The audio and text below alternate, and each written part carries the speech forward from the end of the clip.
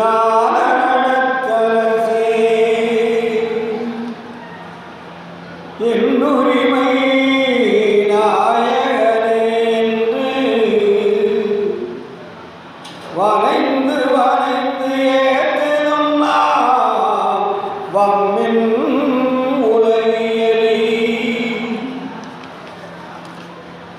மகனமிலா பெருவாழில் வாழ்ந்திடலாம் கண்டே உனைந்துரையே பொய் புகழே சத்தியம் சொல்கின்றேன் பொச்சவையில் சிச்சவையில் புகும் தருணம் இதுவே புகும் தருணம் இதுவே அருட்பெரும் ஜோதி அருட்பெரும் ஜோதி தனிப்பெரும் கருணை அருட்பெரும் ஜோதி.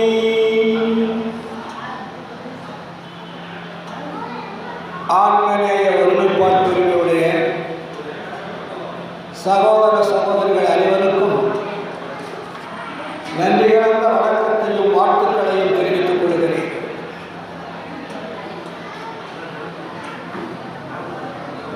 திருவண்ணாமலை மாவட்டம் கன்றாம்பட்டு வட்டம் கொட்டையூர் மதுரா பிள்ளை நகரில்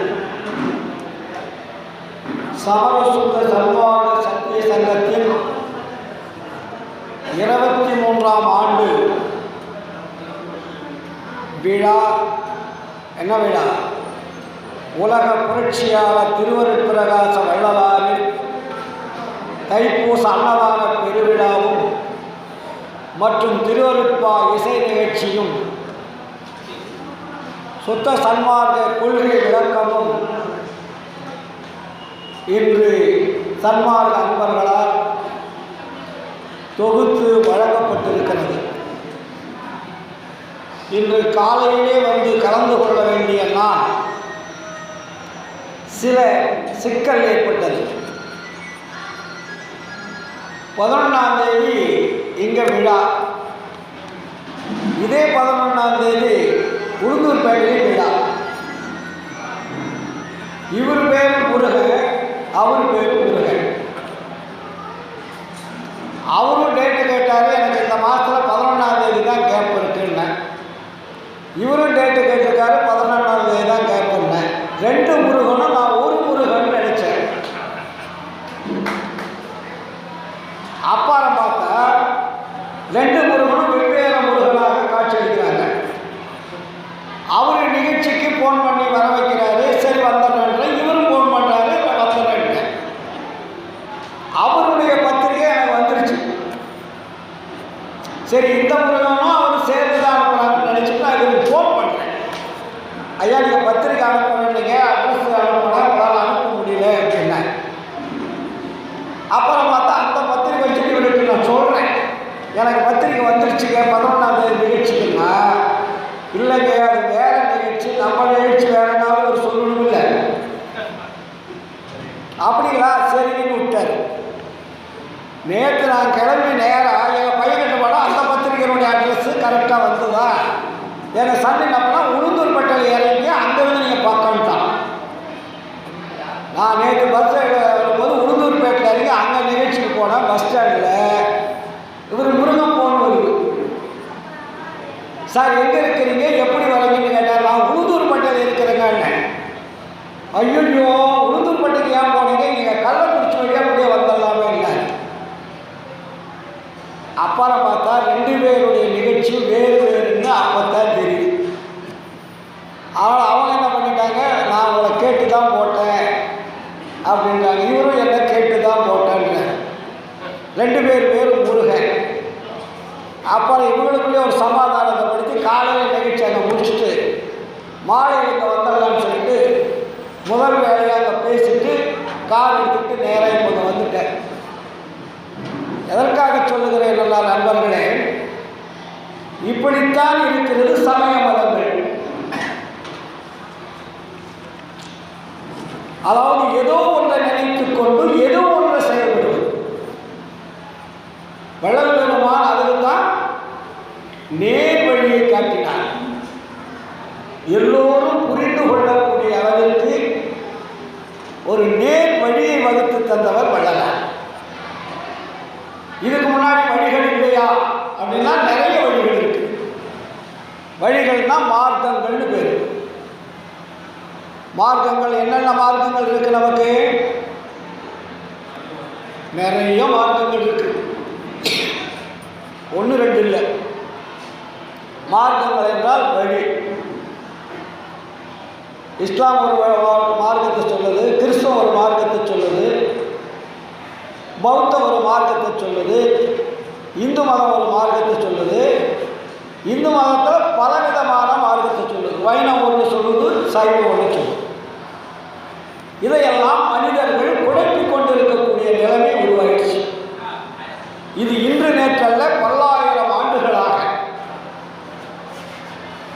இதை இந்த மார்க்கத்தை தோற்றுவித்தவர்கள் யார் அப்படின்னு பார்த்தீங்கன்னா எல்லாருமே ஞானிகள் தான். நீங்களும் நாங்களும் அல்ல.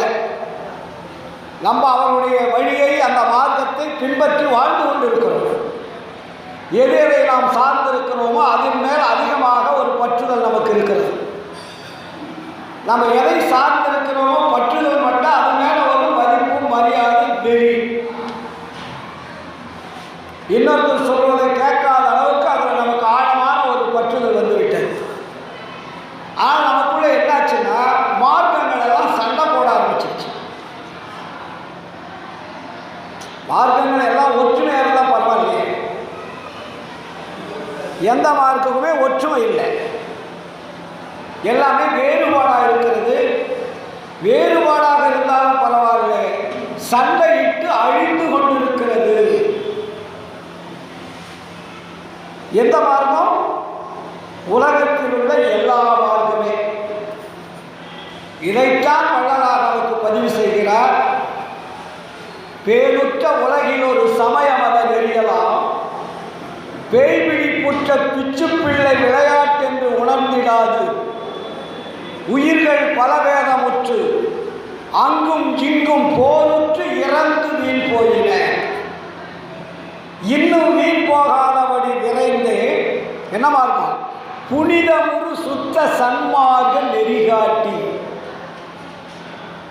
மெய்ப்பொருளினை நன்கு உணர்த்தி எல்லோரும் ஏறுற்ற சுகநிலை அடைந்திட புரித நீ என் பிள்ளையாதலாலே இவ்வேளை புரிக என்றிட்டன மனத்தில் வேறு என்னற்க என்ற குருவே, நீருற்ற ஒளிய நெருப்பே நெருப்பினுள் நிறைந்து இருளகற்ற ஒளியே, நிர்குணாந்த வரநாதாந்த வரையோவும் நீதி நடராஜபதியேன்னு சொல்றார். யாரு? வள்ளலார். அந்த வரிகளில் என்ன நமக்கு புரிஞ்சுக்கணும்? புனிதமுறு சுத்த சன்மார்க்க நெறிகாட்டி. இதுவரை இருக்கக்கூடிய மார்க்கங்கள்லாம் புனிதமானது அல்ல, சுத்தமானது அல்ல, சமரசம் உள்ளது அல்ல, சத்தியம் உள்ளது அல்ல, சுத்தம் உள்ளது அல்ல. ஆதலால் நீங்க புனிதமுறு சுத்த சன்மார்க்க நெறிகாட்டி, அங்க என்ன காட்டணுமா? மெய்ப்பொருள். இங்கதான் வைக்கிறார் விஷயம். மெய்ப்பொருள் நன்குணர்த்தி அப்படின்னா என்ன அர்த்தம்? இதுலையும் நாம் மெய்ப்பொருளை தெரிந்து கொள்ளவில்லை. மெய்ப்பொருளை யாரும் நமக்கு உணர்த்தவில்லை, காட்டவில்லை, அறிமுகப்படுத்தவில்லை, சொல்லவில்லை. ஆனால் வள்ளலார்கிட்ட யார் சொல்றது? ஆண்டவர் சொல்றார் வள்ளலார்கிட்ட, மகனே மெய்ப்பொருளினை நன்கு உணர்த்தி இந்த உலக மக்கள் எப்படி இருக்கணுமா? ஏறுற்ற சுகநிலை அடைந்திட புரிய வேண்டி. இந்த நெறியினால என்ன லாபம்? இந்த மக்கள் அழியாமல் வாழக்கூடிய வாழ்க்கை முறையை கற்றுக் கொடுப்பதுதான் இந்த நெறியினுடைய வழி. புரியுதுங்களா இல்லையா? வள்ளலார் காட்டிய சுத்த சன்மார்க்க நெறி மெய்ப்பொருளை உணர்த்த வேண்டும். மனிதன் அழியாமல் இருக்கக்கூடிய வழியை தெரிந்து கொள்ள வேண்டும். இதை தெரிந்து கொண்டால்தான் மனிதன் மனிதனாக வாழ முடியும். நாமெல்லாம் சமரசம் இல்லாமல் எந்த பிடிப்பில் இருக்கிறோம்? ஜாதி பிடிப்பு, சமய பிடிப்பு, மத பிடிப்பு, இந்த மூன்றில் இருப்பதால் மெய்ப்பொருளை நம்மால் அறிந்து கொள்வதற்குண்டான அறிவு இல்லை. மெய்ப்பொருளை தெரிந்து கொள்வதற்கு எது தேவை? அறிவு வேண்டும். நான் அடிக்கடி சொல்வது உண்டு, அறிவு என்பது வேறு, புத்தி என்பது வேறு.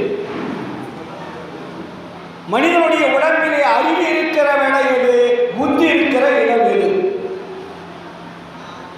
வள்ளலார் உடம்பை நாளாக பிரித்தார். இந்திரியம், கரணம், ஜீவன், ஆன்மா. அப்ப புத்தி எங்க இருக்கு? கரணங்கள் இருக்கு. உடம்புல இந்திரியத்துக்கு அடுத்தது கரணங்கள்னு பேரு. இந்திரியம் என்றால் கண், மூக்கு, காது, செவி, மெய் என்று சொல்லக்கூடிய ஐம்புலன்கள். இந்த ஐம்புலன்கள்ல ரெண்டு இருக்கு. சூட்சமம் இருக்கு, ஸ்தூலம் இருக்கு. கண்ணுக்கு தெரிவது, கண்ணுக்கு தெரியாதது. சூட்சம்னா கண்ணுக்கு தெரியாதது, ஸ்தூலம்னா கண்ணுக்கு தெரிவது. அப்போ இந்திரியங்கள் உங்களுக்கு புற தோற்றத்தில் புறக்கருவிகள் மட்டும்தான் தெரியுது. அகத்தில் ஏதாவது உங்களுக்கு தெரியுதா? இந்திரியங்களை இயக்குவது உள்ளே 5 கருவிகள் இருக்கு. அதுக்கு பேரும் இந்திரியங்கள் தான்.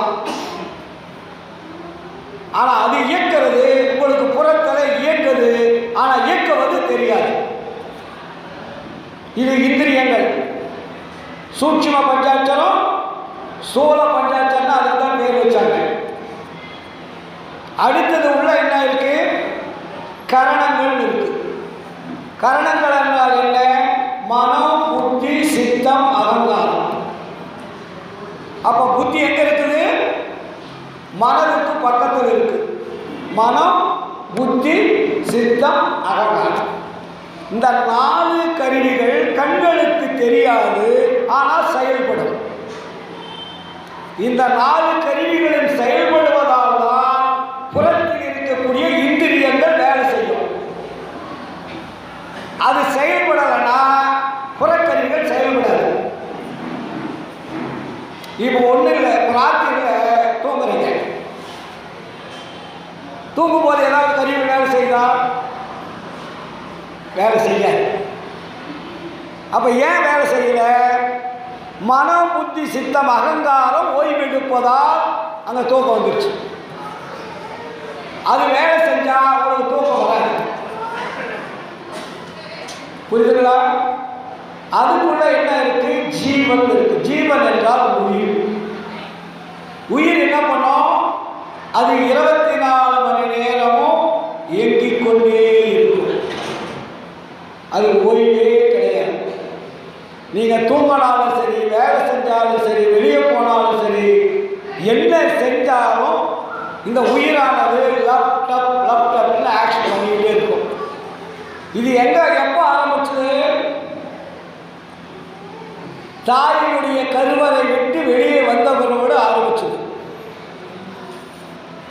அப்ப ஆரம்பிச்ச அந்த ஆக்ஷன் நீங்கள் மரணம் அடைகின்ற வரையில் அது நிற்காது. அதனுடைய ஆக்ஷன் நிறுத்திட்டா அதுக்கு பேர் என்ன? பிணன்னு பேர். உயிர் போயிடுச்சுங்கிறாங்க. உயிர் போகவில்லை, உயிர் இயக்குவது நின்றுவிட்டதுன்னு அர்த்தம். இந்த உயிருக்கு ஒரு எனர்ஜியை கொடுப்பது, ஒரு சக்தியை கொடுப்பது, இயக்கத்தை கொடுப்பது எது என்றால் அதுதான் ஆன்மா. ஆன்மாவிலிருந்து ஒளி வந்தாதான் உயிரும் இயங்கும், கரணங்களும் இயங்கும், இந்திரியங்களும் இயங்கும். அப்ப அதுக்கு பேர் என்ன? ஹெட் ஆஃப் தி டிபார்ட்மெண்ட் பேர். உச்சியில் இருக்கக்கூடிய உள்ளொளின்னு பேர். வள்ளலாருக்கு என்ன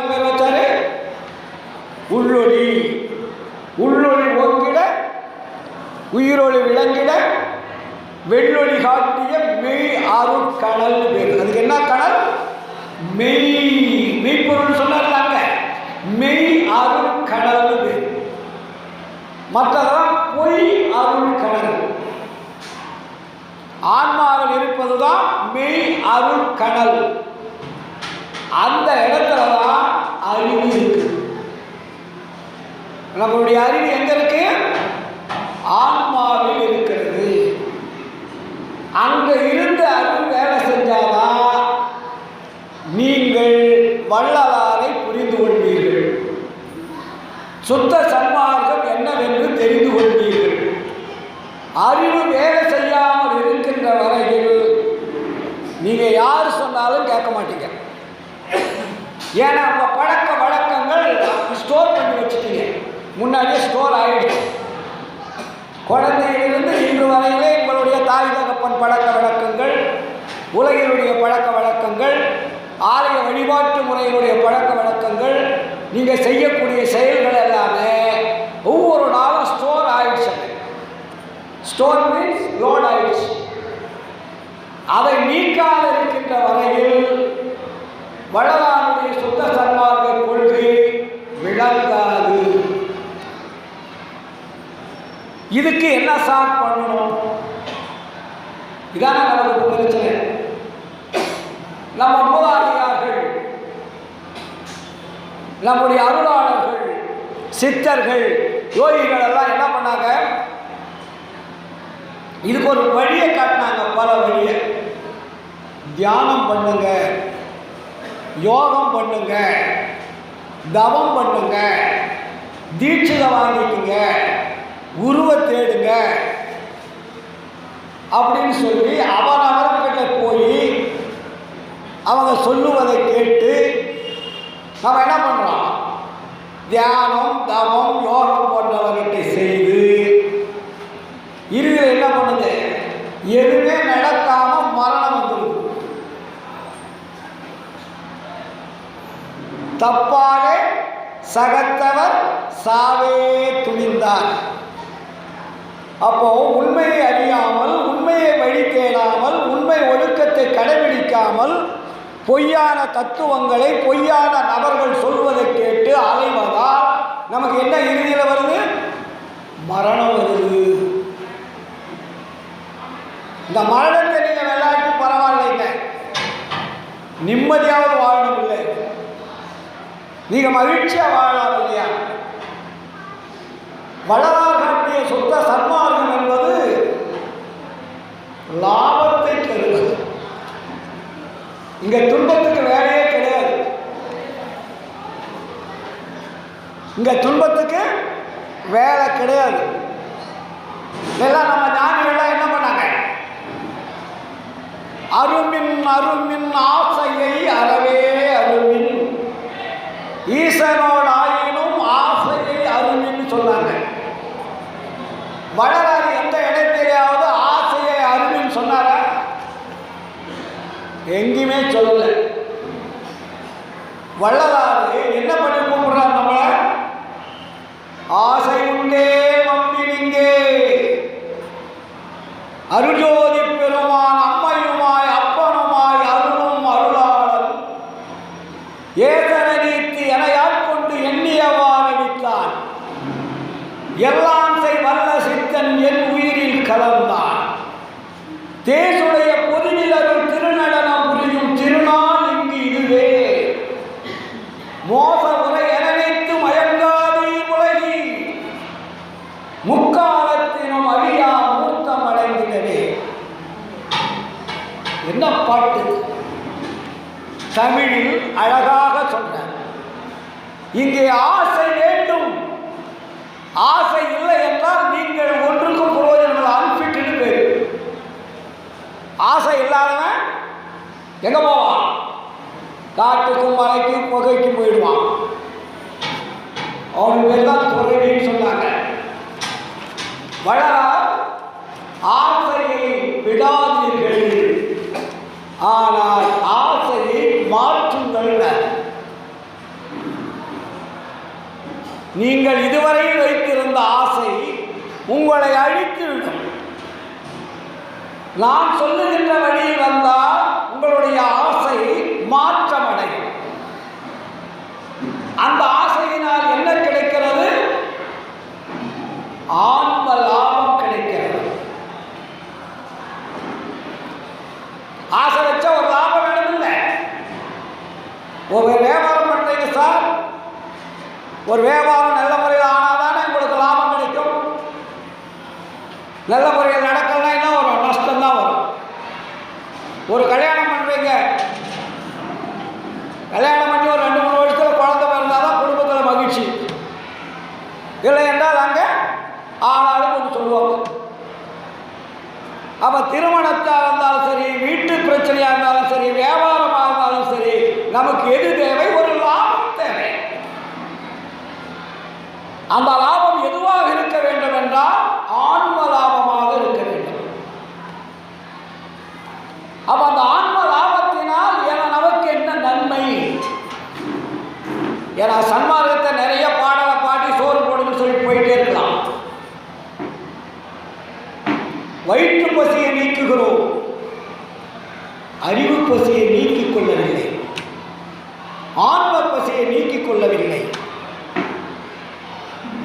ஆன்ம பசியும் அறிவு பசியும் நீக்குவதுதான் சன்மார்க்கம். சோறு போடுற தவறில்லை, சாப்பாடு போட போட நான் சாப்பிடாமல் இருக்கணும். நானும் சாப்பிட்டுக்கிட்டு வரவங்களுக்கு சாப்பாடு போட்டுக்கிட்டு இருந்தா செட் ஆகாது.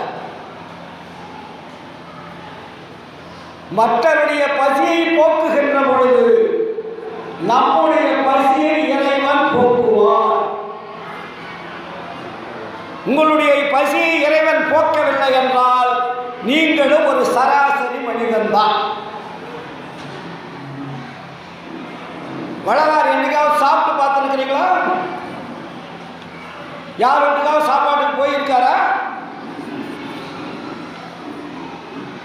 அவர் 5வது 6வது வயசுலேயே ஒரு பாட்டு பாடினார். என்ன பாட்டு அது? ஈ என்று நான் ஒருவரிடம் என்று கேளாத இயல்பும். இந்த கையை ஏற்றக்கூடாது.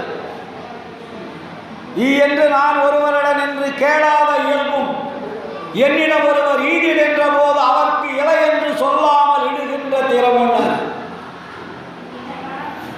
எனக்காக இந்த கை மற்றவரிடத்தில் ஏந்தக்கூடாது.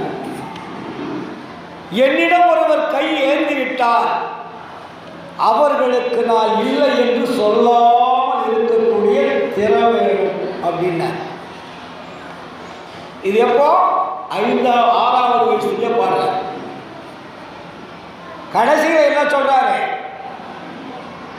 என்னுடைய ஆன்மநேய உடன்பிறப்புகளே, என்னுடைய தோழர்களே, இறைவனுடைய குழந்தைகளே, சகோதர உரிமையினால் நான் சொல்லுகிறேன், தயவு செய்து கேளுங்கள். நான் உண்மை உரைக்கின்றேன். மற்றவர்கள் போல் நான் பொய் சொல்லவில்லை. நான் சொல்லுவதை நீங்கள் கேட்க தவறிட்டால் உங்கள் வாழ்க்கை சூரியமாக மாறிவிடும். ஏன் நான் உங்களை கேட்க சொல்லுகிறேன்? மெய்ப்பொருளை நான் கண்டுவிட்டேன். முன்னாடி நாங்கள் உங்களை போன்ற பொய்ப்பொருளை தேடிக்கொண்டே வந்தேன். 6 வயதிலிருந்து சிதம்பரம், கருங்குழி, வடலூர், மேட்டுக்கோப்பம் செல்லுகின்ற வரையில் பொய்ப்பொருளை தேடினேன். பொய்ப்பொருளிலே எனக்கு கடவுள் தோன்றவில்லை. அங்கே கடவுள் இல்லை என்பதை நான் அறிந்து கொண்டேன். முருகனை பாடினேன், விநாயகரை பாடினேன், சிவனை பாடினேன், பெருமாளை பாடினேன், மற்ற தெய்வங்களை எல்லாம் பாடினேன், துணுக்கானத்து அம்மையையும் பாடினேன். இவரிடத்தில் தெய்வம் இருக்குமோ என்று தேடினேன். தேடுகின்ற பொழுது எல்லோருமே தத்துவங்களாக இருந்ததே தவிர மெய்ப்பொருள் விளக்கம் அங்கில்லை. அதைத்தான் வள்ளலார் சொல்லுகிறார். மாயையாய் கலங்கி வருந்திய போதும் வள்ளல் உன் தன்னையே நினைத்து உன் சாயையாய் பிறரை பார்த்தனே அல்லால் தலைவாவே எண்ணியதுண்டு. தூய பொற்பாதம் அறிய நான் அறியேன், துயரினி சிறிதில் ஆற்றேன். நாயகா பொறுத்தது போதும் நன்றருள் புரிவதும் கடனே. தேடினேன் தேடினேன் தேடிக்கொண்டே இருந்தேன். உன்னுடைய உருவம் என் கண்களுக்கு தெரிகிறதா என்று தேடினால் எங்குமே இல்லை. எப்படி தெரிந்து கொள்வது? யார் மூலமாக தெரிந்து கொள்வது? யாரை கேட்டால் சொல்லுவார்கள்? எல்லாருமே தெரியாது என்றே சொல்லுகிறார்கள். ஒருவரும் கடவுள் யார் என்பதும் தெரியவில்லை என்கிறார்கள். யாரு? மனிதர்களை அல்ல, அருளாளர்களை கேட்கிறார். எல்லா அருளாளர்களுமே எனக்கு கடவுள் யார் என்பது தெரியவில்லை, நாங்கள் முயற்சி செய்து கொண்டிருக்கிறோம், ஆனால் அவருடைய அருள் ஏகதேசம் எங்களுக்கு கிடைக்கிறது. அது எப்படி கிடைக்கிறது என்பது எங்களுக்கு தெரியாது. அருள் ஏகதேசம் வருகிறது, ஆனால் அந்த அருள் எந்த ரூபத்தில் யாரால் அனுப்பப்படுகிறது என்பது தெரியாது. வள்ளலார் பார்க்கிறார், அருட்பெருஞ்சோதி ஆண்டவரே, நீதானே இந்த உலகத்திற்கு என்னை அனுப்பினாய். வேற யாரும் என்னை அனுப்பினால் நானும் அவர்களைப் போல் உண்மைக்கு புறம்பாக தேடிக்கொண்டிருப்பேன். நீ அனுப்பியது நீதான் என்பது எனக்கு தெரியும். எப்படி? இந்த உலக மக்களை திருத்துவதற்கு என்னை அனுப்பி அருளை கொடுத்து உன்னுடைய திருவுருவை காட்டி எல்லா ஆற்றலையும் கொடுத்து விட்ட பிறகு நான் உன்னை மறக்கலாமா? மற்றவர்களுக்கு சொல்லாமல் இருக்கலாமா? வள்ளலாரே சொல்றார் இல்லையா, அகத்தே கரத்து புறத்து வெளுத்திருந்த உலகார் அனைவரையும் சகத்தே திருத்தி சன்மார்க்க சங்கத்தை அடைவித்திட இகத்தே பரத்தை பெற்று மகிழ்ந்திடுதற்கென்று இறைவன் என இந்த உகத்தை வருவிக்க உற்றேன், அருளை பெற்றேன். இறைவன் தெரியல, அவர் அந்த பாட்டு சொல்லுவாரா? வள்ளலாருக்கு எல்லாம் தெரியும். 5 மாத குழந்தையாக இருக்கின்ற பொழுது அருட்பெருஞ்சோதி ஆண்டவர் யார் என்பது தெரியும். தில்லையிலே திரை தூக்க தரிசிக்கும் போதே தெரியும். அப்ப அவருக்கு என்ன வயசு? 5 மாத குழந்தை. இப்ப அந்த நிகழ்ச்சி எப்ப பாடுறாங்க? தன்னுடைய 47வது ஆண்டுல பாடுறார். அறிவிளக்க மாலையிலே தாய் முதல்வோரோடு சிறிய பருவம் அதில் திருத்தில்லை தளத்திடையே திரை தூக்க தரிசித்த போது வேய்நகரில் காட்டாமல் எல்லாம் வெட்ட வெளியாக காட்டிய மெய்யுறவாம் பொருளே காய்வகை இல்லாத உலத்தே கனிந்த நறுங்கனியே கனவிடத்தும் நனவிடத்தும் என பிரியா கழிக்கின்றன. ஏன் இதை நாம் புரிந்து கொள்ள வேண்டும் என்றால், வள்ளலாருக்கு அருட்பெருஞ்சோதி ஆண்டவர் என்பது கருவறையிலே தெரியும். கருவறையில் என்னை காத்த காவலனே, நான் கருவாக இருக்கின்ற பொழுதே உன் உருவத்தை நான் கண்டு கழித்தேன்,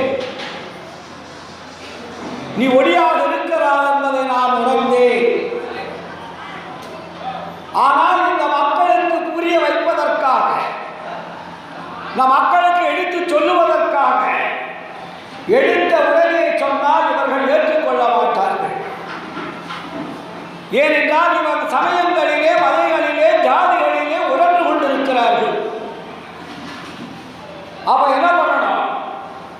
அவர்களுடன் நாம் பழக வேண்டுமானால் அவர்கள் வழியிலே செல்ல வேண்டும். அவர் வழியிலே அவர் வருகின்ற பொழுதுதான் அவருடன் எல்லா படித்தவர்கள் பண்டிதர்கள்லாம் பின்னாடியே வந்தார். எல்லா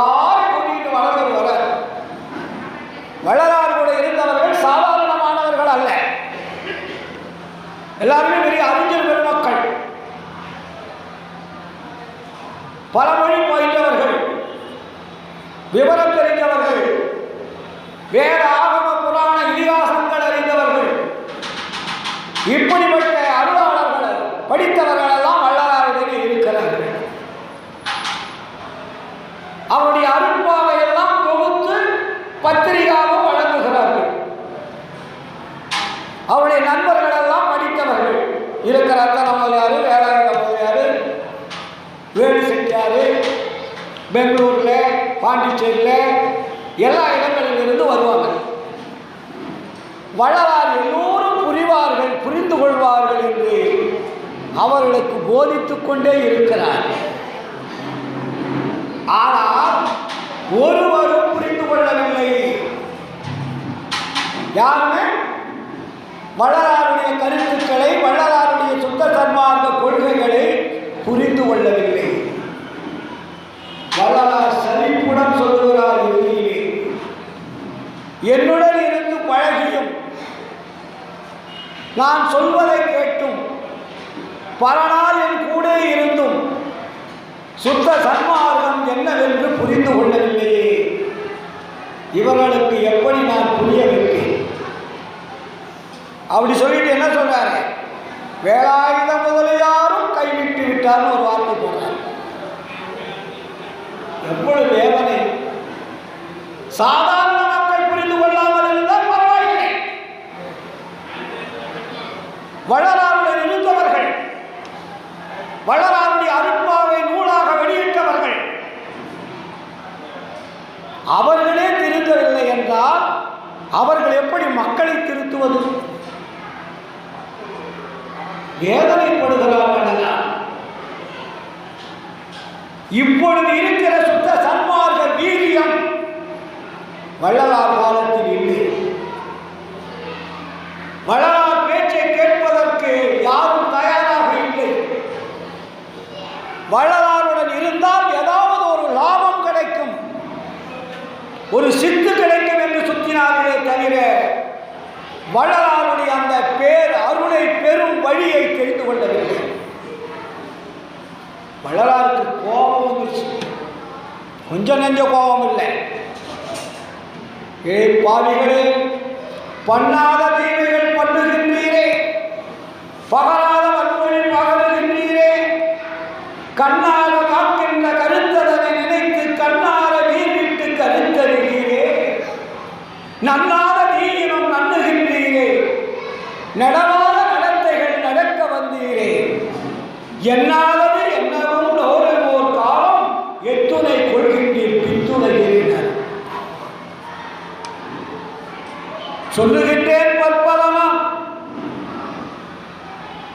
துரிசலவே சூதலவே வெல்லுகின்ற வார்த்தையன்றி வெறு வார்த்தை என் வாய் விளம்பாது. ஏன்? என்னுள் ஐயர் நின்று விளங்குகிறபடியால் இறைவன் என்னுள் இருந்து சொல்லுகின்ற பொழுது அது மெய்ப்பொருள் விளக்கமான உண்மைதான் வருமே தவிர பொய் என்பது வராது.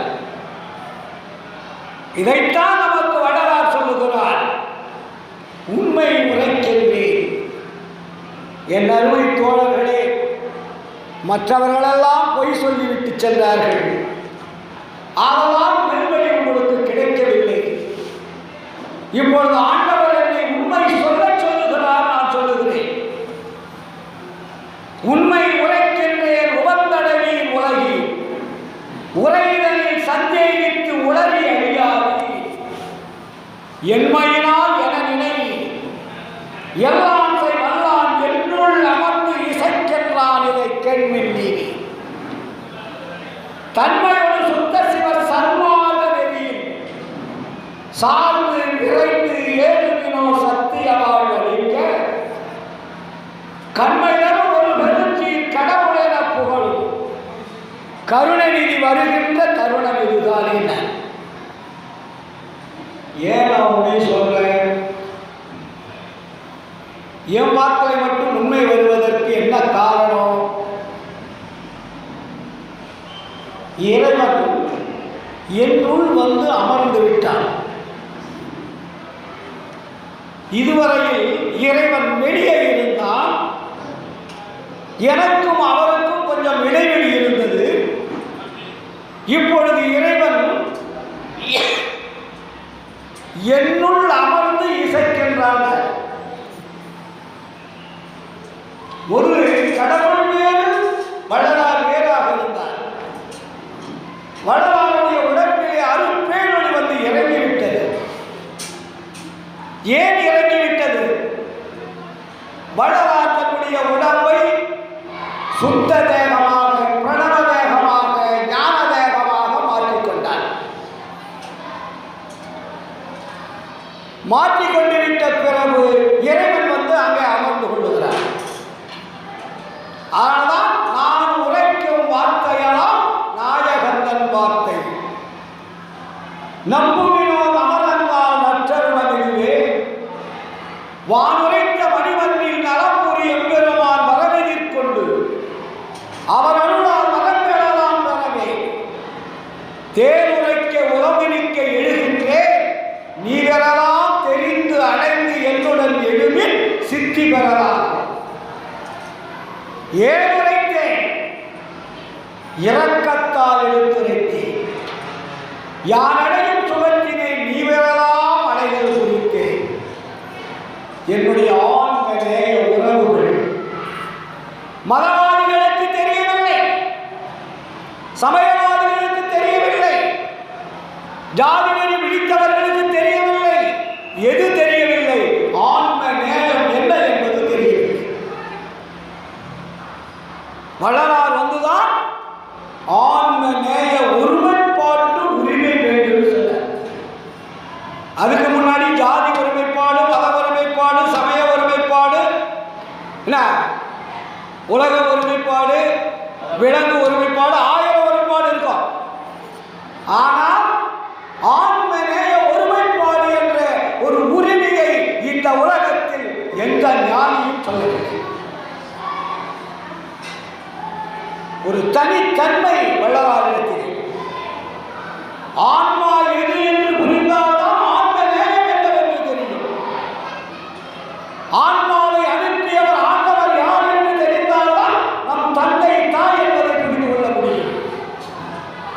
நாமெல்லாம் அனாதைகள். தாய் தந்தை யார் என்று தெரியாமல் அலைந்து கொண்டிருக்கிறோம். நம்ம வெற்றெடுத்த தாய் தாய் அல்ல, உயிர் கொடுத்த தந்தை தந்தை அல்ல. இவர்கள் எல்லாம் ஒரு உபகார கருவியினார்கள். ஒரு உருவத்தை உருவாக்குவதற்கு ஒரு உபகார கருவி. உண்மையான தாய் தந்தை யார் என்றால் அவர்தான் அருட்பெருஞ்சோதி ஆண்டவர். என்ன படிக்கிறீங்க? என்ன சொல்றாரு?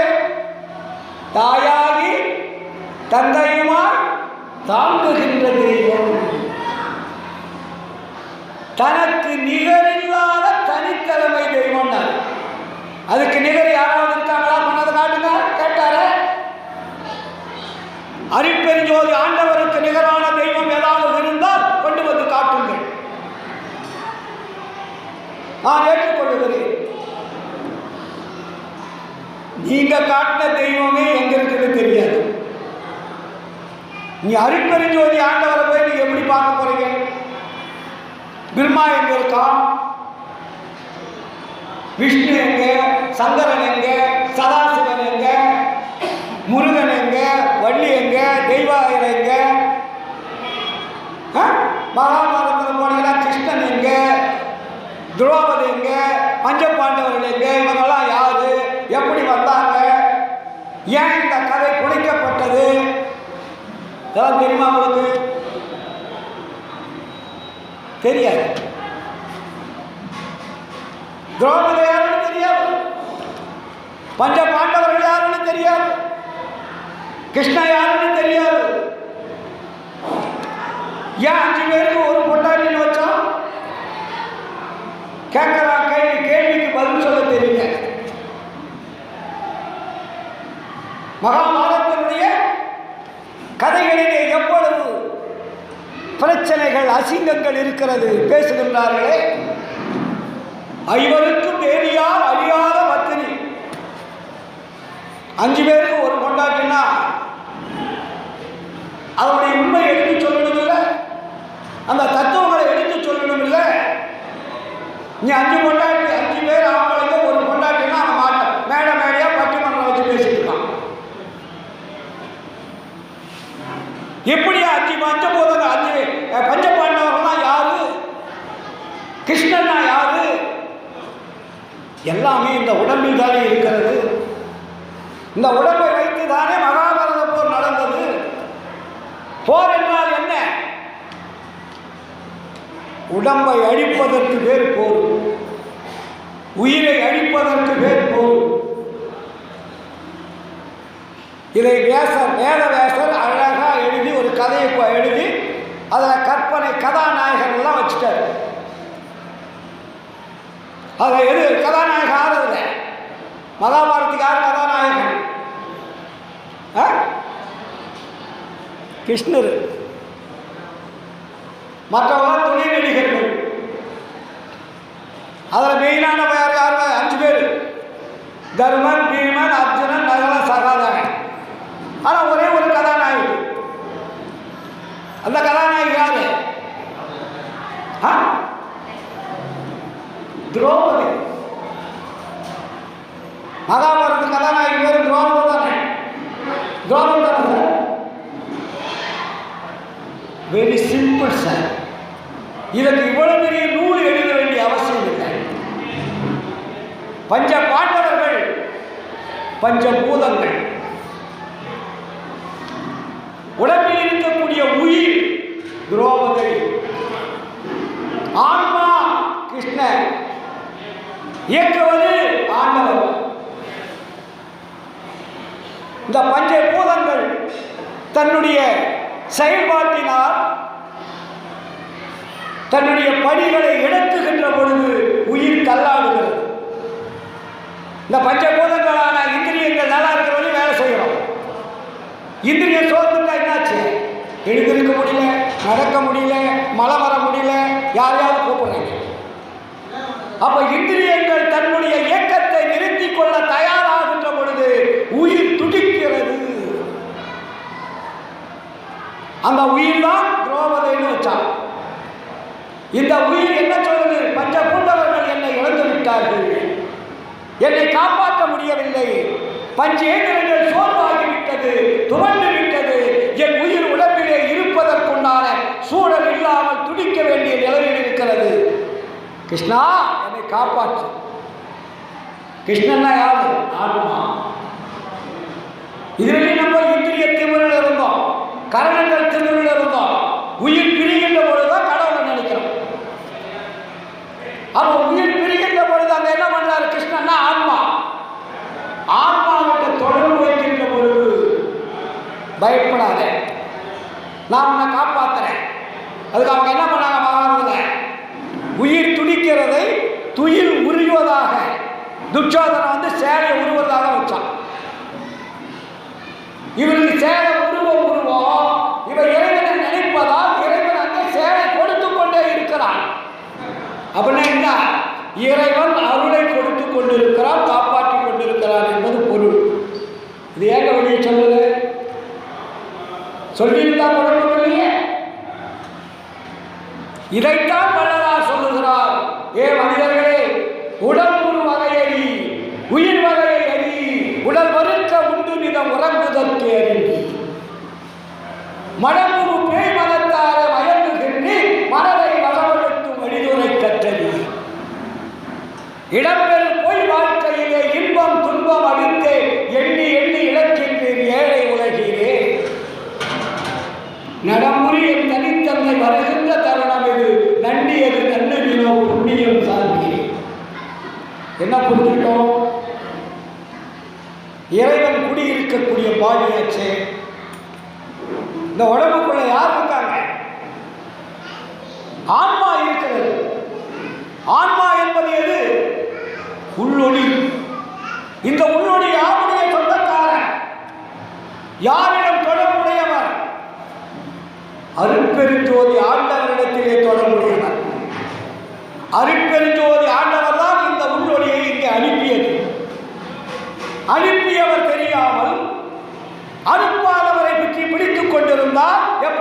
கிடைக்கும். அருள் கொடுக்கிறவனை தானே தான் தேடணும். அருள் கொடுக்காதவனை போய் நீ தேடிட்டு இருந்தா கடைசியில் எது கிடைக்காது. இதைத்தான் வள்ளலார் சொல்லுகிறார், குறித்து உரைக்கின்றேன் இதனை கேள்வி இங்கே வந்து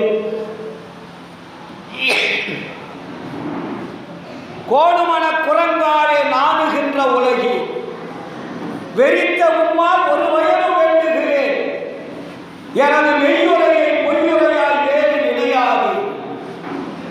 அடுத்த வரிதான் ஸ்டார்ட். பொறித்த மதம் சமயம் எல்லாம் பொய் பொய்யே, அவற்றில் புகுதாது. அவர் என்ன பண்ணணும்? செறித்திடு சிற்றவை நடத்தை தெரிந்து துதித்திடுவில் சித்தியலாம் வித்தியனமே சத்தியம் சென்றிடமே. தெளிவா சொல்றாரு. அப்ப எங்க நீ தொடர்பு கொள்ள வேண்டும்? சிற்றவை நடத்தை தெரிந்து துதித்திடுவின். கடவுள் எங்கே இருக்கிறார்? உன்னுடைய உடம்பிலே உச்சிக்கு கீழே உள்நாட்டுக்கு மேலே வச்ச விளக்கு அணையாமல் எரிந்து கொண்டிருக்கிறது. அது ஒரு ஞான சிங்காதார மேடை. அந்த மேடையிலே ஒரு மல்லிகை, அதாவது ஒரு தாமரை இதழ் போன்றது. அந்த இதழுக்குள்ளே எந்த தொடர்பும் இல்லாமல் தன்னைத்தானே அது இயங்கிக் கொண்டிருக்கிறது. ஏதாவது தொடர்பு வச்சிருக்கா? எந்த தொடர்பும் கிடையாது. அது இயக்கவில்லை என்றால் அந்த பாடி இல்லை. அந்த பாடி இயங்குவதற்கு எது தேவைப்படுது? அந்த உள்ளொளி தேவைப்படுது. ஆனால் வள்ளலார் வந்து என்ன பண்ணாரு? இதெல்லாம் பிடித்தப்பா, இப்பொழுது இந்த உலகத்திற்கு ஒரு கல்வியை நான் கொண்டு வருகிறேன். இதுவரையில் கல்வி என்பது இந்த நாட்டிலே நிறைய இருக்கிறது, உலகம் முழுவதும் இருக்கிறது. நான் ஒரு கல்வியை உங்களுக்கு சொல்லித் தருவதற்காக ஒரு பாடசாலையை ஆரம்பித்திருக்கிறேன். அந்த பாடசாலைக்கு பெயர் தான் சமர சுத்த சன்மார்க்க சத்திய சங்க பாடசாலை. இங்க என்ன சொல்லிக் கொடுக்க போறோம்னா, இதுவரை நீங்கள் படித்ததெல்லாம் சாகும் கல்வி. நான் சொல்லிக் கொடுக்கக்கூடிய கல்வி சாகா கல்வி. இதுவரை நீங்கள் படித்ததெல்லாம் சாகும் கல்வினா மரணம் அடையும் கல்வி. சாகா கல்வி என்றால் மரணம் அடையாமல் இருக்க வழிகாட்டும் கல்வி. சாகாமல் இருப்பதற்கு எது தேவை? அருள் தேவை.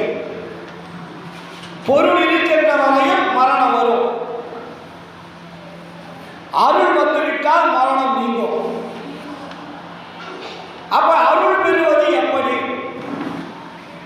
பொருள் பெறுவதை நீங்க எல்லாமே பழகிட்டீங்க. அவங்களுக்கு ஒரு ரூட் தெரியும். எந்தெந்த துறையில போனா என்னென்ன பொருள் சம்பாதிக்கலாம் உங்களுக்கு எல்லாருக்கும் தெரியும். ஆனா அருள் சம்பாதிக்கிறதுக்கு தான் வழி தெரியுமா? யாருமே சொல்லிக் கொடுக்கல. வள்ளலார் வந்து தான் சொல்லிக் கொடுக்கல. இந்த அருள்னால என்ன சார் லாபம்? இந்த உடம்பை அருளுடம்பாக மாற்ற வேண்டும். இப்ப இந்த உடம்பு எப்படி இருக்கு? அணுக்களால் சூழ்ந்த ஊன உடம்புன்னு பேரு. ஊன உடம்பே ஒளி உடம்பாய் ஓங்கி நிற்க ஞான அமுதம் நல்கிய நாயகன். இந்த உடம்பு, நம்மளுடைய உடம்பு ஊன் உடம்புன்னு பேரு. இது பஞ்சபூதங்களானது, அணுக்களால் பின்னப்பட்டது. உடம்பையே அழிக்கக்கூடாது, உயிரும் போகக்கூடாது. ஆனா அருள் தேகமாக மாற்றணும். என்ன டெக்னிக்? உடம்பும் அழிஞ்சிடக்கூடாது. கூகா என கூவி அழாத வண்ணம் என கூப்பிட்ட துறையேன்னு வரும். அதுதான் நம்ம என்ன பண்றோம்? ஐயோ அம்மா என்னை விட்டுட்டு போயிட்டியா, அம்மா என்னை விட்டுட்டு போயிட்டியா, பேத்தி என்னை விட்டுட்டு போயிட்டியா, தாத்தா என்னை விட்டுட்டு போயிட்டா அழுகிறோம் இல்லை? கூகா என்று கூப்பிடாத வண்ணம் என கூப்பிட்ட துறையே. இறந்தவரை எடித்திடும் போது அகற்றுகின்ற உலகி இரவாத பெருவர நீரே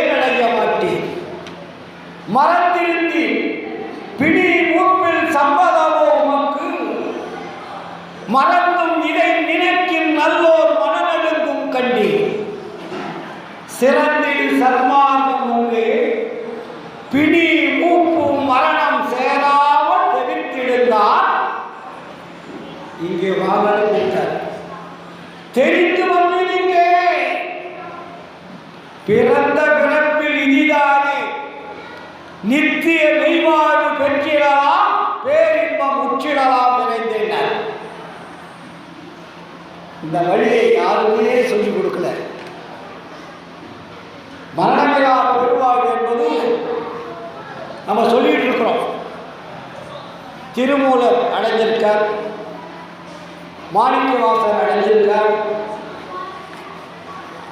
திருஞான சம்பந்தர் அடைஞ்சிருக்கார், இன்னும் எத்தனையோ ஞானிகள் அடைந்திருக்கிறார்கள். அதே வழிதான் வள்ளலார் சொல்லுகிறார்.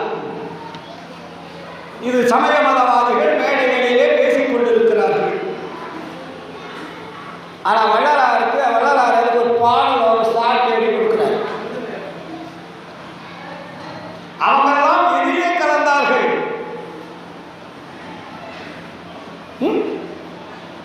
அவரெல்லாம் எதிரில கலந்தாங்க. வள்ளலாரே சொல்றாரு இல்லையா, மாணிக்கவாசன் எதிர்த்தால் கலந்தாரு. வான் கலந்த வாசம் மாணிக்க வாசகான் வள்ளலாரே பாடுவார்.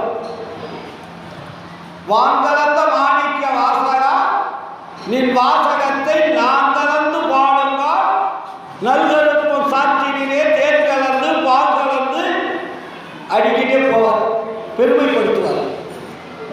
அதே வள்ளலார் என்ன சொல்றாரு, வையகத்தி வானகத்தி மையகத்தி உமது வாழ்க்கையெல்லாம் வாழ்க்கையென மதித்து மயங்காது. ஏன்னா மிஞ்சி மிஞ்சி இந்த உலகத்தில் இருக்கிற ஞானிகள் 5 கலக்கலாம். எதில் கலக்கலாம்? 5 பூதங்களில் கலக்கலாம். வானம் ஒரு பூதம், காற்று ஒரு பூதம், நெருப்பு ஒரு பூதம், நீர் ஒரு பூதம், மண் ஒரு பூதம், ஆகாயம் ஒரு பூதம். இந்த 5 கலந்திருக்காங்க. ஆனால் அந்த 5 கலந்தவர்கள் ஆண்டவனை பார்க்க முடியுமா என்றால் பார்க்க முடியாது. மறுபடியும் அவர்களுக்கு பிறப்பு உண்டு.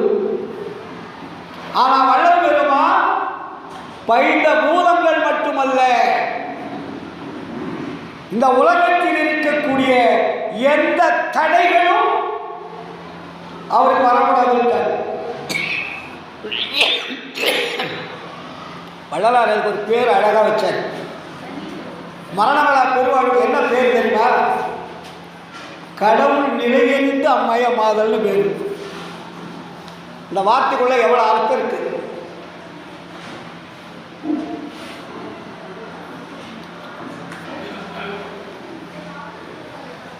கடவுள் நிலையறிந்து அம்மயமாதல்.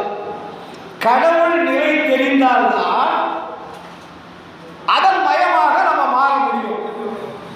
கடவுளே தெரியாத இருக்கும் போது நம்ம எப்படி சார் அதனுடைய மயமாக மாறுவது? சொல்லு தம்பி, கடவுள் தெரியணுமில்ல. கடவுள் தெரியாமல் நீங்கள் எப்படி அருளை பெறுவீங்க? தாய் நமக்கு யாருன்னு தெரியாம தாய்கிட்ட எப்படி சோறு வாங்குவீங்க? உன்னை பெற்ற தாய் தன்னுடைய குழந்தை என்று தெரிந்தால் தாய் சோறு ஊட்டுவார். தன்னுடைய தாய் என்று தெரிந்தால் அந்த குழந்தையானது தாயை தேடி போகும். தாய்க்கு மகன் தெரியல, மகனுக்கு தாய் தெரியல. எப்படி அருள் கிடைக்கும்? இதை தெரிந்து கொண்டால்தான் நாம் உரிமையுடன் இறைவனிடத்திலே தொடர்பு கொள்ள முடியும். இதைத்தானே ஒரு முதல் பாடல் ஞான சரிகையில் நினைந்து நினைந்து உணர்ந்து உணர்ந்து நெகிழ்ந்து நெகிழ்ந்து அன்பே நிறைந்து நிறைந்து ஊற்றடும் கண்ணீர் அதனால் உடம்பு நனைந்து நனைந்து அங்கே என்ன வருமா? அருளமுதே நன்னிதியே ஞான நடத்தரசே என்னுரிமை நாயகரே என்று வணைந்து வணைந்து ஏற்றுவதனால் பம்மின் உலகியலில் மரணமெலா பெருவாழ்வில் வாழ்க்கையெல்லாம் கண்டி. அந்த அருள் நிதி எங்கிருந்து பெற வேண்டும்? அழியாத நிதி எங்கிருந்து பெற வேண்டும்? அருட்பெருஞ்சோதி ஆண்டவரிடத்தில்தான் பெற முடியும். இதைதான் வள்ளலார் சொல்லுகிறார். நான் சொல்லுவதை கேட்கவில்லை என்றால் நீங்கள் படுகொலை துன்பத்தை அனுபவிச்சுதான் தீர்மானித்தார். உங்களை யாராலையும் காப்பாற்ற முடியாதுன்றார். நானே உங்களை காப்பாற்ற முடியவில்லை என்றால் இந்த உலகத்தை காப்பாற்றுவதற்கு வேறு ஆளே கிடையாது.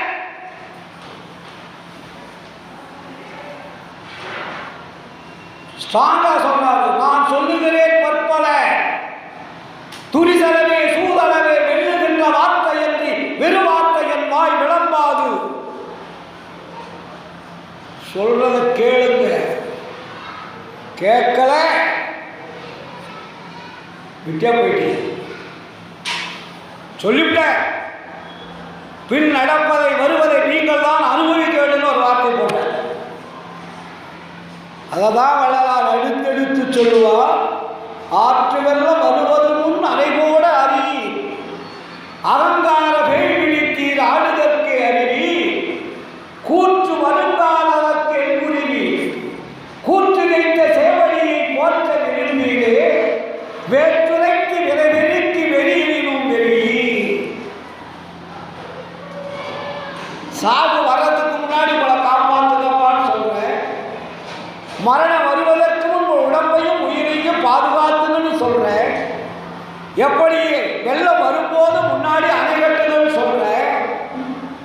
அரசியல்வாதிக மாதிரி வெள்ளம் வந்துட்டு போது அணை கட்ட போறாங்க. இப்போ நம்ம நாட்டில் எப்படி இருக்கு? எவ்வளவு மழை பெய்தாலும் தண்ணி நிற்கிறது இல்லை. ஏன்? மழை பெய்தால் தண்ணியை காப்பாற்றக்கூடிய வசதி இல்லாமல் எல்லாத்தையும் பிளாட் போட்டு விட்டுட்டாங்க. அப்ப தண்ணி எங்கே கிடைக்கும்? தேவையானது இறைவன் கொடுக்கிறார். கொடுக்கக்கூடிய பொருளை காப்பாற்ற தெரியாமல் நம்முடைய ஆட்சியில் இருக்கிறது. அதிகாரிகளும் இருக்கிறார்கள், மந்திரிகளும் இருக்கிறார்கள். அவர்களுக்கு துணையாக நாமும் இருக்கிறோம். இதைத்தான் வள்ளலார் சொல்லுகிறார். ஆற்று வெள்ளம் வருவது முன் அனைவோட அறி அகங்கார வேள்வித்தீர் ஆடுதற்கு அறிவி கூற்று வருந்தாததற்கு எதுவுரிவி கூற்று வைத்த சேவடியை போற்ற விரும்பீரே வேற்றுரைக்கு விரைவெறிக்கு வெறுகின்ற உலகி வீணுலக கொடுவனத்தை விட்டு விட்டு வந்தின் சாற்று மக்கள் எனது தனித்தன்மை வருகின்ற தருணமிழ் சத்தியம் சக்தியை சார்வதற்கு. மரணம் வரும்போது என்னதான் பேசி என்ன வருது? சொன்ன பேச்சு இப்ப கேட்கல. டாக்டர் வந்து சொல்லுவான், இன்னும் 1 மணி நேரம் உங்க அப்பாவை காப்பாற்ற முடியாது. என்ன பண்ண போறீங்க? நீ சம்பாதித்த சொத்து, உன் மனைவி, மக்கள், உற்றார், பெற்றோர், உடமைகள் எதை கொடுத்தாலும் அந்த உயிரை காப்பாற்ற முடியாது. மரணம் மரணம்தான். எந்த துணை யாராவது காப்பாற்ற முடியுமா? உன்னுடைய சொத்தெல்லாம் கொண்டு வைங்க, உயிரை கொடுக்க கொடுத்துருமா? இதைத்தான் வள்ளலார் சொல்லுகின்றார்.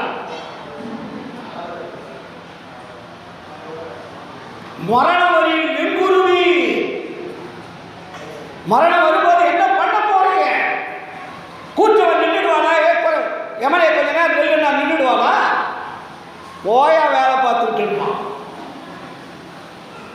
அப்ப யமனை நிறுத்தி கிட்டே வர முடியாத அளவிற்கு தடுத்து நிற்கக்கூடிய ஆற்றல் மனிதனுக்கு உண்டு. யமன் யமன் அவன் அவன் இலை இலை மகனே நரல. யமனை எட்டி வதச்சவர் சொல்லுவாங்க புராணங்கள்ல. ஆனா வள்ளலார் யமன் கிட்டே வரக்கூடாது. யமன் யமன் அவன் அவன் இலை இலை மகனே. யமன் கிட்ட வள்ளுவார வள்ளலார் கிட்ட பஞ்சபூதங்கள் அவருடைய உடம்பை தொடாது. எல்லாரும் மழை பெய்யுது, எல்லாரும் நனைகிறாங்க. வள்ளலார் நனையிலேயே வெயில் காயுது, வள்ளலாருக்கு வெயில் மேலே படாது. வள்ளலார் போகும்போது நிழல் விழாது. வள்ளலார் நடக்கும்போது கால் அடிமதி பூமியிலே பதியாது. காற்று அவரை அசைக்காது. பஞ்சபூதங்களை ஏவல் புரிவது வள்ளலாருக்கு. சாதாரணமாக நினைத்து விடாதீர்கள் வள்ளலாரை. அதனாலதான் ஒரு பட்டியல் போட்டார், மற்றவர்களுக்கும் இவர்களுக்கும் என்ன வேறுபாடு. காற்றாலே புதியாலே ககனா மதனாலே கடலாலே குணலாலே கதிராதியாலே கூற்றாலே கொலை கருவியாலே பிறவியற்றும் கொடும் செயல்களாலே வேட்டாலே எஞ்சாலும் அழியாதே விளங்கும் மெய்யளிக்க வேண்டும் என்றே நிறைந்தளித்தார் எனக்கு. ஏற்றால இடிவெனி நினையாது உலகி என் தந்தை அருட்பெரும் ஜோதி இறைவனை சார்ந்தேன். மரணத்தை வெல்லக்கூடிய அருளை கொடுக்கக்கூடிய ஒரே தலைவர், ஒரே அருளாளர் அருட்பெரும் ஜோதி ஆண்டவர் மட்டும்தான். வேற எந்த தெய்வங்களும் உங்களுக்கு திரும்பி கூட பார்க்காது. அது உயிர் இல்லாதது, ஜீவன் இல்லாதது, ஆற்றல் இல்லாதது, அருள் இல்லாதது, நீங்களா தோற்று வைத்தது. வள்ளலார் காட்டிய தெய்வம் யாராலையும் தோற்று வைக்க முடியாது, மாற்றி வைக்க முடியாது, உருவகப்படுத்த முடியாது. அதுக்கு வேறு என்ன தெரியுமா? இயற்கை உண்மைன்னு பேரு. இவங்கெல்லாம் போட்டு குழப்பவாங்கதான் வள்ளலார் பல வழிகளில் பதில் சொல்வார். அருட்பெருஞ்சோதி ஆண்டவருக்கு என்ன பேரு? இயற்கை உண்மை, இயற்கை விளக்கம், இயற்கை இன்பம். செயற்கை அல்ல, மற்றதெல்லாம் செயற்கை. வள்ளலார் காண்பித்த அருட்பெருஞ்சோதி ஆண்டவர் செயற்கை அல்ல, இயற்கை. இயற்கையிலே பாகங்கள் ஒன்றுமில்லா, குணங்கள் ஏதுமில்லார், தத்துவங்கள் ஏதுமில்லார், மற்றோர் பிறப்பில்லார் இறப்பில்லார், யாரும் திரிவில்லார் கலங்கமில்லார், வேண்டுதலில்லார் வேண்டாமையில்லார், திருச்சிற்றம் மலர்ந்தனிலே தெய்வம் ஒன்றே கண்டீர். நீங்க நினைக்கிற கடவுள் அல்ல வள்ளலார் காண்பித்தது. அவர் எங்கே இருக்கிறார்? திருச்சிற்றம் மலர்ந்தனிலே தெய்வம் ஒன்றே கண்டீர். அவருக்கு உருவம் இருக்கிறதா, அருவம் இருக்கிறதா, உருவம் இருக்கிறதா?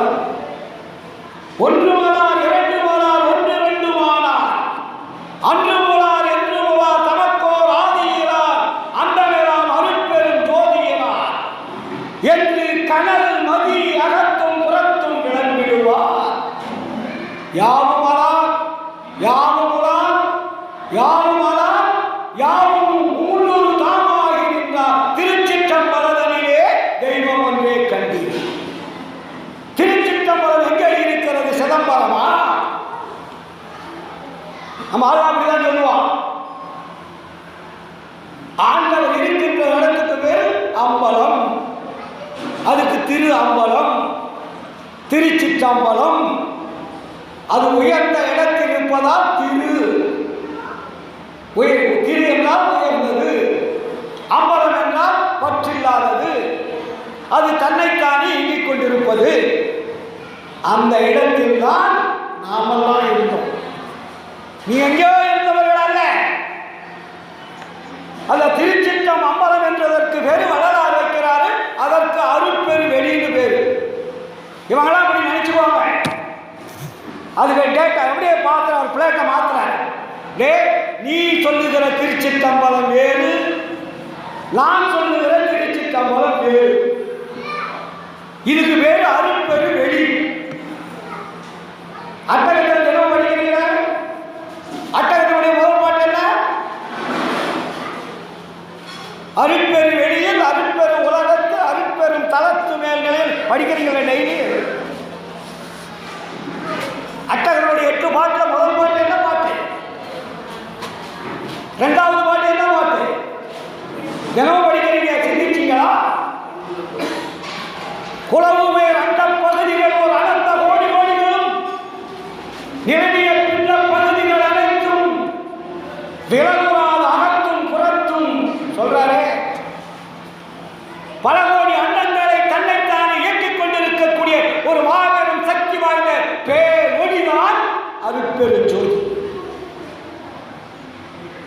அதற்கு பெயர்தான் அருள் ஒளி. அதற்கு பெயர்தான் இயற்கை உண்மை, இயற்கை விளக்கம், இயற்கை இன்பம் பேர்.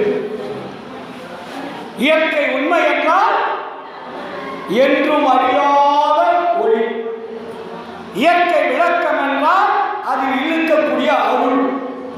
இயற்கை இன்பம் என்றால் அதனால் பெறக்கூடிய லாபம். அதுதான் இயற்கை உண்மை, இயற்கை விளக்கம், இயற்கை இன்பம் பேர். அழிந்து போகக்கூடிய இன்பம் கிடையாது. நம்மளாம் செயற்கை இன்பம், சீக்கிரம் அழிந்து போயிருக்கோம். அது இயற்கை இன்பம். இயற்கை இன்பத்தை பெற வேண்டியதுதான் வளராமல் போட்டார். அந்த இன்பத்தில் எத்தனை வழி இருக்கு? இந்த தேகம் இயற்கை இன்பத்தை அடையணும் சார். இந்த பாடி இது செயற்கையால் மட்டும் இதை இயற்கையாக மாற்றணும். இதை இயற்கையாக மாற்றுறதுக்கு என்ன பண்ணணும்? உடம்பு அழிச்சதா, சொர்க்கம் கைலாய வைகுண்டம் என்று போவதா? இறந்துவிட்ட பிறகு இந்த உடம்பையே அழிவுடம்பை அழியாமல் ஆக்கும் வகை தெரிந்து கொள்ள வேண்டும். இது அழிவுடம்பு. அழிவுடம்பை அழியாமல் ஆக்கும் வகை அறி. அதுக்கு என்ன வேணும்? அருள் தாங்க வேணும். இந்த உடம்பை மாற்றுவதற்கு முக்கிய பொருள் எது என்றால் அருள். அந்த அருள் எத்தனை வண்ணமாக இருக்கிறது, எத்தனை சுவையாக இருக்கிறது, எப்படி அதை பெற முடியும், எப்படி அதை ருசிக்க வேண்டும் என்பதெல்லாம் அருட்பாவிலே தெளிவாக எழுதியிருக்கிறார்.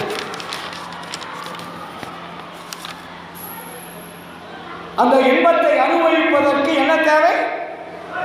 பேசிக் ஒழுக்க வேண்டும். அது வேறுதான் இந்திரிய ஒழுக்கம், கரண ஒழுக்கம், ஜீவ ஒழுக்கம், ஆன்ம ஒழுக்கம். ஒழுக்கம் இல்லை என்றால் அருள் வராது. அப்ப ஒழுக்கம் என்பது என்ன? அக ஒழுக்கம் தேவை.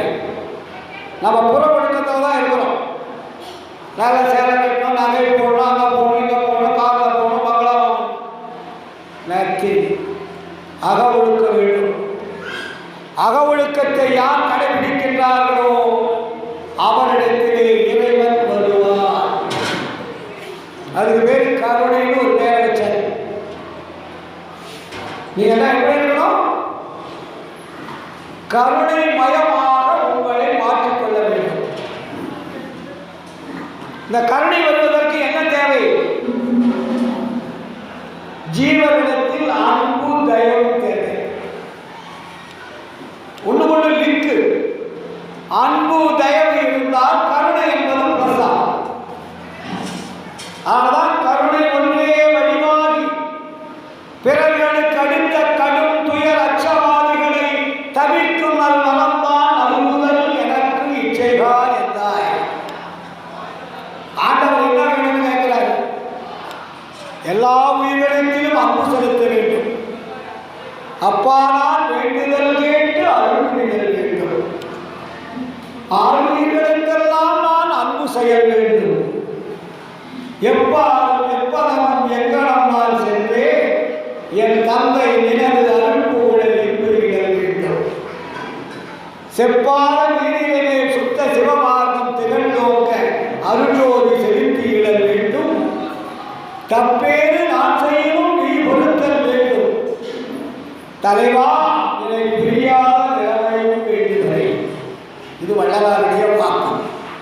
அப்ப நம்ம என்ன பண்ணோம்? அருட்பெருஞ்சோதி ஆண்டவரை விடுத்து வேற கடவுளை வழிபாடு பண்றவில்லையோ உங்களுக்கு அறிவு விளங்காது.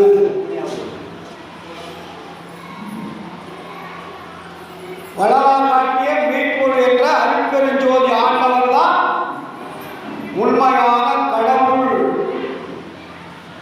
அந்த உண்மை கடவுளை தான் வடலூர் பெருவெளியிலே சத்திய ஞான சபையிலே அறிமுகப்படுத்தியிருக்கிறார். அப்போ வீட்டில் இருக்கும்போது நம்ம என்ன பண்ணணும்?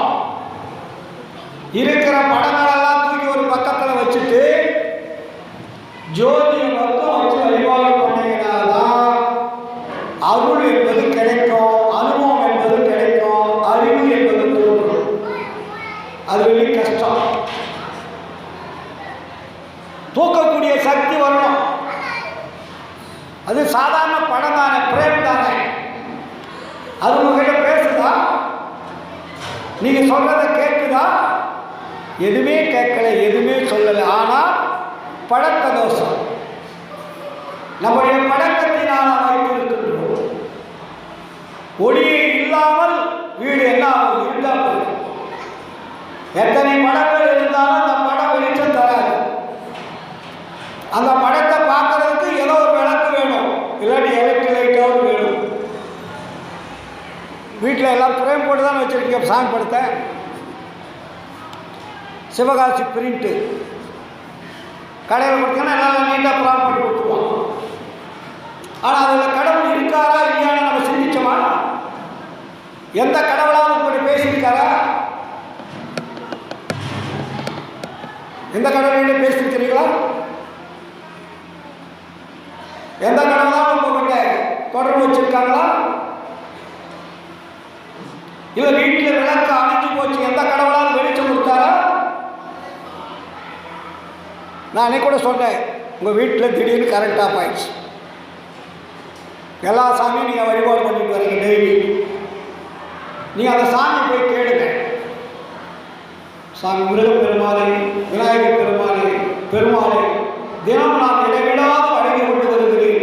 இப்பொழுது எங்கள் வீட்டில் மின்சாரம் தடைபட்டு விட்டது, தீப்பெட்டி கிடைக்கல, விளக்கு வைக்கிறதுக்கு தேடிட்டு இருக்கேன். ஆனால் கொஞ்சம் வெளிச்சம் கொடுங்க, உங்களை நான் பார்க்குறேன், உங்களை பார்க்கறதுக்காக வெளிச்சம் கொடுக்குன்னு கேளுங்க.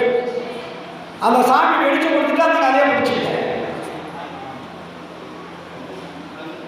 இது சத்தியம். நீங்கள் கும்பிடுற சாமி உங்கள் வீட்டில் அந்த சாமியை பார்ப்பதற்கு அது வெளிச்சம் கொடுத்து விட்டால் அதை வழிபாடு செய்யுங்கள். அப்போ கூட என்ன தேவைப்படுது? ஒரு விளக்கு, அகல் விளக்கு, ஒரு தீக்குச்சி வேணும்.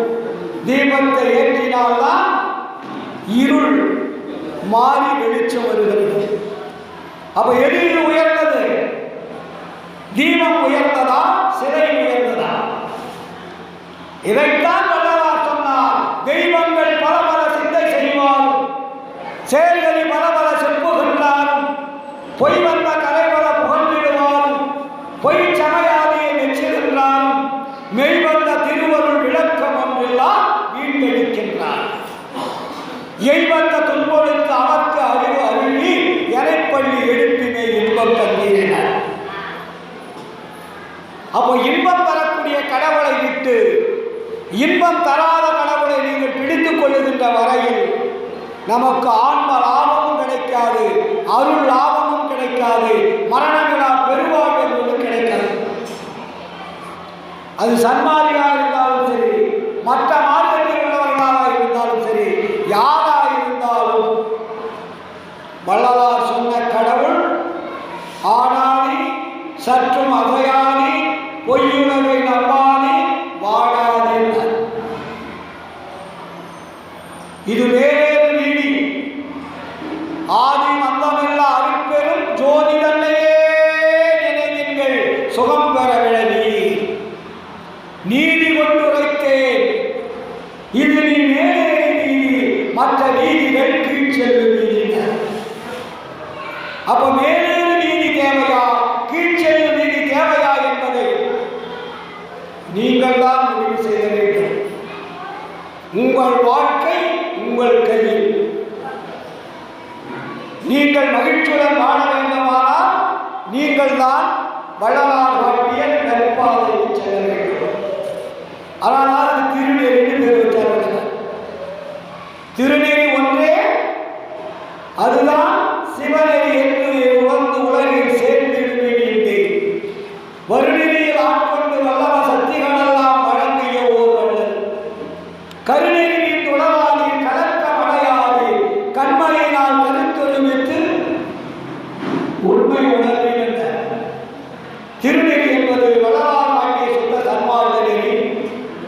அந்த நெறியிலே ஒரே கடவுள், அவர் உரிமைய கடவுள், அருள் தரும் கடவுள், மரணத்தை வெல்லக்கூடிய கடவுள், மகிழ்ச்சியை தரக்கூடிய கடவுள். அந்த கடவுளை இடைவிடாது தொடர்பு கொண்டு நீங்கள் எல்லாம் நீண்ட ஆயுள் நிறைந்த செல்வம் அழியா புகழ் பெற்று வாழ்வாக வாழ வேண்டும் என்று கூறிக்கொண்டு இந்த வாய்ப்பளித்த அத்தனை அன்பு உள்ளங்களுக்கும் மனமார்ந்த